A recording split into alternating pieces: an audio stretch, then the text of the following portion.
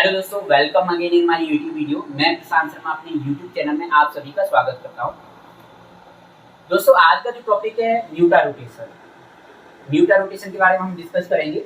यह टॉपिक देखने से पहले आप पिछली वीडियोस को जरूर देखें, जैसे कि plane polarised light, what is the plane polarised light, what is the chiral carbon, what is the epimers, what is the enantiomer and diastereomer, what is the hemiacetal hemiketal, okay, and what is the anomers. इन सभी videos को जरूर देखें क्योंकि वहां से बहुत सारी टर्म यहाँ यूज किए जाएंगे। ओके, जब मैंने स्टार्टिंग में कुछ टॉपिक बताए थे, जैसे कि what is the D glucose and what is the L glucose, okay, इन सब के बारे में मैंने डिफरेंस बताया था। तो वहां पे ये डिफरेंस बताने से पहले मैंने आपको प्लेन पोलराइज्ड लाइट के बारे में जरूर बताया था। तो वो चीज मैं यहाँ रिवाइज कराना चाहूंगा।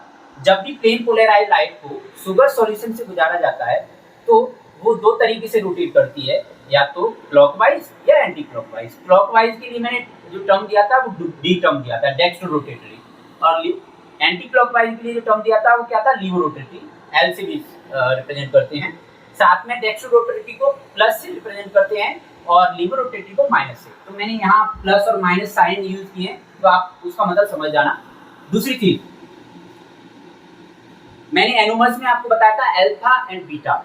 What is the alpha and beta, तो वो चीज आपको पता होना चाहिए। एनोमर्स क्या होती हैं, एनोमर्स में अल्फा और बीटा क्या होता है, ओके, तो वो चीज आपको पता होना चाहिए।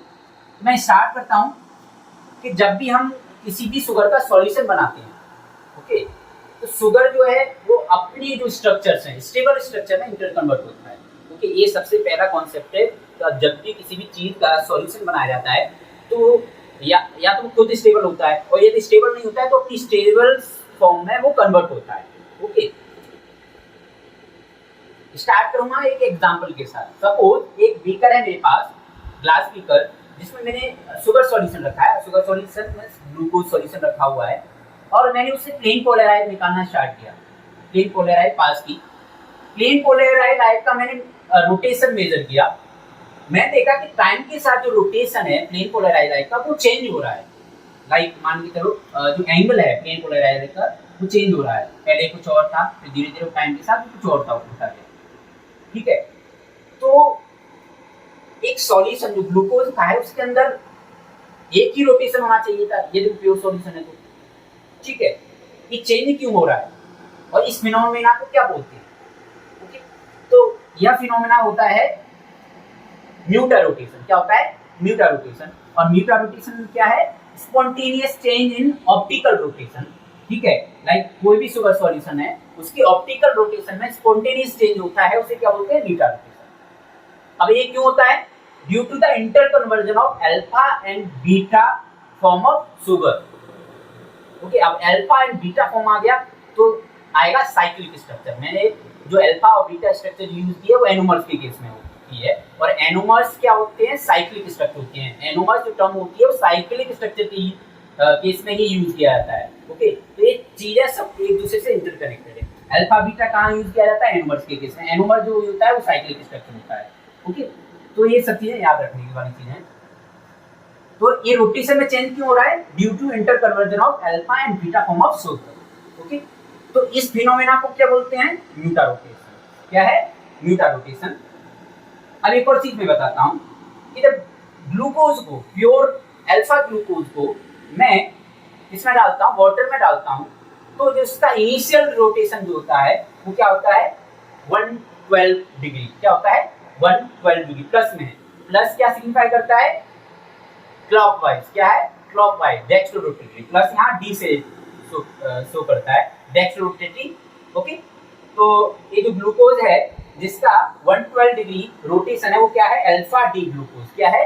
Alpha D glucose. दूसरा जो ग्लूकोज का एनोमर फॉर्म है वो है बीटा ग्लूकोज। जब इसको प्योर फॉर्म में वाटर के अंदर डालता हूं तो इसका इनिशियल जो रोटेशन होता है 18.7 डिग्री। ओके, इसका जो एंगल होता है रोटेशन का 18.7 डिग्री।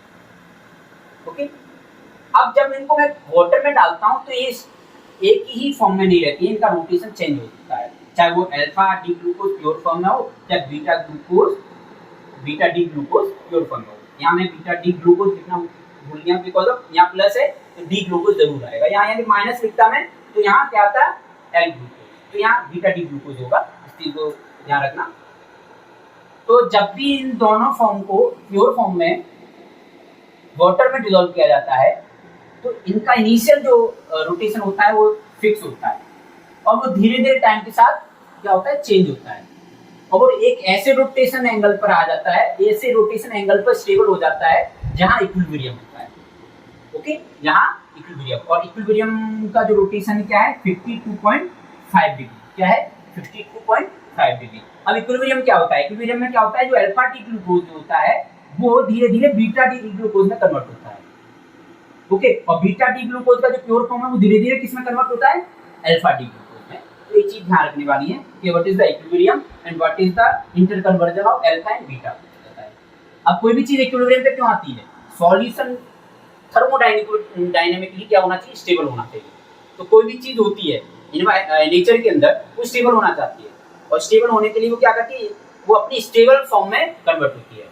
तो मैं अल्फा टी ग्लूकोज को जब वाटर में डालता हूँ वो थर्मोडायनेमिकली स्टेबल सॉल्यूशन नहीं माना जाता है, वो कन्वर्ट होता है किसमें, बीटा टी ग्लूकोज में। और एक ऐसी कंडीशन आती है जिसे बोलते हैं इक्विलिब्रियम, जहां पर वो पूरा जो सॉल्यूशन है वो थर्मोडायनेमिकली स्टेबल होता है। ओके, और स्टेबल होने की वजह से इक्विलिब्रियम पाया जाता है और उस इक्विलिब्रियम सॉल्यूशन का रोटेशन क्या होता है 52.5 डिग्री। ओके, ये इक्विलिब्रियम सॉल्यूशन पे होता है, ये ध्यान रखना है। अल्फा डी ग्लूकोज है वो बीटा डी ग्लूकोज में कन्वर्ट होगा और बीटा डी ग्लूकोज क्या है, अल्फा डी ग्लूकोज में कन्वर्ट होगा, वो प्योर फॉर्म में लंबे टाइम तक नहीं रहेगा। अब मैं आपको बताऊंगा म्यूटा रोटेशन का बायोलॉजी में क्या सिग्निफिकेंस होता है। बायोलॉजी की बहुत सी स्टूडेंट का ये सबसे बड़ा कंफ्यूजन होता है कि जो केमिस्ट्री की इस टाइप की टॉपिक हम पढ़ते क्यों हैं, उनका क्या सिग्निफिकेंस है। तो मैं हर वीडियो में बताता हूँ केमिस्ट्री से रिलेटेड जो भी चीज है उसका सिग्निफिकेंस बायोलॉजी में क्या है वो हर वीडियो में बताता हूँ। इस वीडियो में भी बताऊंगा कि म्यूटा रोटेशन का बायोलॉजी में क्या सिग्निफिकेंस है। एक एग्जांपल के साथ समझेंगे हम म्यूटा रोटेशन। म्यूटा रोटेशन नहीं होगा तो क्या होगा और म्यूटा रोटेशन किस तरीके से पार्टिसिपेट करता है अपनी बायोलॉजी के अंदर। ओके, एक एग्जांपल है, जब हम स्टार्च को बॉडी में लेते हैं तो स्टार्च इंटेस्टाइन में जाकर के बहुत सारी सिंपलेस्ट फॉर्म में कन्वर्ट होता है और वह सिंपलेस्ट फॉर्म इंटेस्टाइन द्वारा ब्लड में एसिमिलेट होता है या एब्जॉर्ब होता है और एब्जॉर्ब होकर के वो सेल्स के पास जाता है, सेल्स में उसका लाइक ब्रेक डाउन होता है, एनर्जी मिलती है। तो जब स्टार्च है बहुत सारी सिंपलेस्ट फॉर्म में कन्वर्ट होता है तो एक सिंपलेस्ट फॉर्म है उनमें से माल्टोज, क्या है माल्टोज। और माल्टोज जो होता है ग्लूकोज की दो फॉर्म से मिलकर बना होता है, दो अलग अलग फॉर्म, ग्लूकोज की भी दो अलग अलग फॉर्म है मैं बता चुका हूं पहले। अब कौन सी है, अल्फा टी ग्लूकोज और beta T glucose. Alpha T glucose और बीटा टी ग्लूकोज आपस में जुड़ करके माल्टोज बनाती है और ये माल्टोज जो होता है एक इंटरमीडिएट प्रोडक्ट है किसका, स्टार्च का। स्टार्च माल्टोज में कन्वर्ट होता है, माल्टोज देन ग्लूकोज में कन्वर्ट होता है। ओके, एक लाइक इंटेस्टाइन के अंदर स्टेप से रिएक्शन चलती है।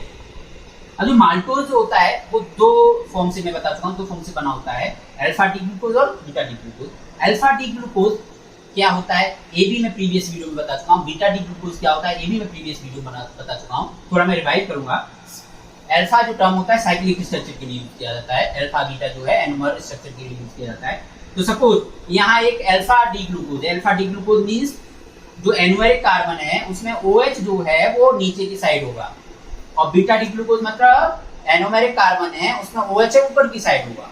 ओके, तो इधर अल्फा डी ग्लूकोज है, इधर बीटा डी ग्लूकोज है। अल्फा डी ग्लूकोज का जो फर्स्ट कार्बन है वो एनोमेरिक कार्बन है, वहां पे OH है। बीटा डी ग्लूकोज के फोर्थ कार्बन के हाइड्रोजन से रिएक्ट करता है और एक बॉन्ड बनाता है, इसे ग्लाइकोसिडिक बॉन्ड बोलते हैं। और यहाँ जो बॉन्ड होता है वो अल्फा 1,4 ग्लाइकोसिडिक बॉन्ड होता है। अल्फा 1,4 ग्लाइकोसिडिक बॉन्ड किसमें होता है, माल्टोज के अंदर। माल्टोज में जब अल्फा डी ग्लूकोज और बीटा डी ग्लूकोज आपस में जुड़ती हैं तो अल्फा 1,4 ग्लाइकोसिडिक बॉन्ड बनता है और इसी अल्फा 1,4 ग्लाइकोसिडिक बॉन्ड को माल्टेज रिकॉग्नाइज करता है। माल्टेज क्या है, एक एंजाइम जो माल्टोज को ब्रेक करता है, किसमें, ग्लूकोज में, ग्लूकोज की अलग अलग फॉर्म में ब्रेक करता है। ओके, तो सपोज यहाँ अल्फा 1,4 ग्लाइकोसिडिक बॉन्ड ना होकर के बीटा 1,4 ग्लाइकोसिडिक बॉन्ड होता तो माल्टेज जो एंजाइम है उसको रिकॉग्नाइज नहीं कर पाता और रिकॉग्नाइज नहीं कर पाता तो माल्टोज है वो सिंपलेस्ट फॉर्म में कन्वर्ट नहीं होता, सिंपल मतलब मोनोसैकेराइड में कन्वर्ट नहीं होता और मोनोसैकेराइड बॉडी से लाइक इंटेस्टाइन से एब्जॉर्ब नहीं हो पाता और उसका लाइक यूज नहीं होता किसमें, सेल्स के अंदर। एक और एग्जांपल मैं बताऊंगा, सेल्यूलोज। सेल्यूलोज जो होता है बीटा डी ग्लूकोज का पॉलीमर होता है अब यहाँ पे भी बीटा डी ग्लूकोज स्पेसिफाइड है, अल्फा डी ग्लूकोज का नहीं, बीटा डी ग्लूकोज। तो एंजाइम जो होता है सेल्यूलोज को जो बनाता है, एंजाइम जो सेल्यूलोज को बनाता है वो सेल्स के अंदर बहुत सारे मॉलिक्यूल्स हैं, उसमें आइडेंटिफाई करेगा किसको, बीटा डी ग्लूकोज, और बीटा डी ग्लूकोज को पॉलीमराइज करेगा और पॉलीमराइज करके सेल्यूलोज बनाएगा। सपोज सेल के अंदर बीटा डी ग्लूकोज ना होकर के अल्फा डी ग्लूकोज है या अल्फा डी ग्लूकोज की मात्रा ज्यादा है, तो जो एंजाइम है जो सेल्यूलोज को बनाता है क्या करेगा, सेल्यूलोज नहीं बना पाएगा, क्योंकि वो रिकॉग्नाइज कर पाता है किसको, ओनली बीटा डी ग्लूकोज को, बीटा डी ग्लूकोज में ही बॉन्ड फॉर्मेशन कर पाता है। तो इस टाइप की स्पेसिफिसिटी जो है वो किसकी वजह से है, ये रोटेशन की वजह से, इसकी म्यूटा रोटेशन की वजह से, एनोमर्स की वजह से, एपीमर्स की वजह से, स्टीरियो आइसोमेरिज्म की वजह से। मिलियंस ऑफ मॉलिक्यूल में से एक स्पेसिफिक मॉलिक्यूल आइडेंटिफाई करना है, और वो आइडेंटिफाई किसकी बेसिस पे होता है, मॉलिक्यूल्स के कॉन्फ़िगरेशन की बेसिस पर। तो यह केमिस्ट्री, स्टीरियो केमिस्ट्री, बायोलॉजी में इसका बहुत बड़ा रोल है। एंजाइम्स इसी की बेसिस पे आइडेंटिफाई कर पाते हैं। आई होप म्यूटा रोटेशन आपको अच्छे से समझ में आया होगा। यदि समझ में आया तो वीडियो को लाइक जरूर करें, चैनल को सब्सक्राइब करें एंड कमेंट करें। ओके।